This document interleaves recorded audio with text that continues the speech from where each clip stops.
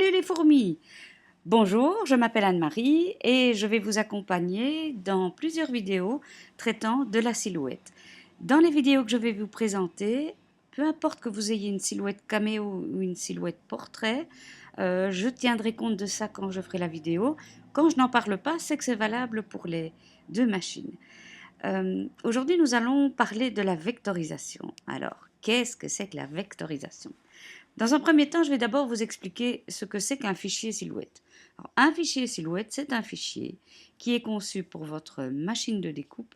Et votre machine de découpe, qu'on appelle aussi un plotter de découpe, eh bien, elle sert à, comment vais-je dire, elle sert à découper ce que l'ordinateur lui dit de découper. Donc la petite lame vient se mettre quelque part et on lui dit tu fais 2 pas en avant, encore 2 pas en avant, encore 2 pas en avant, tu prends le tournant, un petit pas à droite, un petit pas à droite, un petit pas à droite. Et donc voilà ce que fait la lame. Bon, elle le fait beaucoup plus vite que ce que je viens de dire, mais voilà ce qu'elle fait. Comment sait-on qu'une image qu'on a là va être correctement découpée? Eh bien, on clique sur l'image. Ceci, c'est un fichier silhouette que j'ai acheté dans la boutique et je vais sur la lame. Voilà. Et je vois un trait, un gros trait rouge.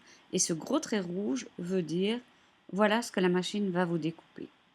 Bien, dans les fichiers silhouettes, ce n'est pas vraiment un problème, mais si vous faites venir une image du net, voilà par exemple, ici une petite fille, si je mets ma lame, ce n'est pas un fichier silhouette bien entendu, je mets ma lame, eh bien, elle ne va rien découper du tout. Et qu'est-ce que c'est vectoriser? Vectoriser, c'est simplement tracer autour de l'image la ligne qui va faire en sorte que la machine saura où elle doit découper. Jusque-là, c'est pas bien compliqué, hein? Vectoriser, c'est des maths. Alors, comment des maths? Mais vous n'êtes pas doué en maths. Enfin, peut-être qu'il y en a qui sont doués, hein.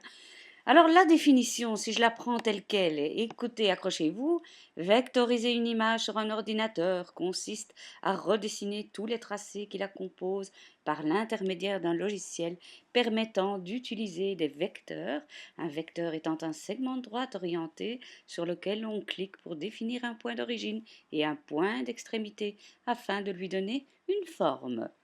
Voilà, vous avez tout compris, n'est-ce pas? C'est simple, hein? Simplement vectoriser, ça veut dire qu'on va réaliser un tracé, mais pas grave si vous ne savez pas faire de maths, c'est le logiciel qui va le faire pour vous.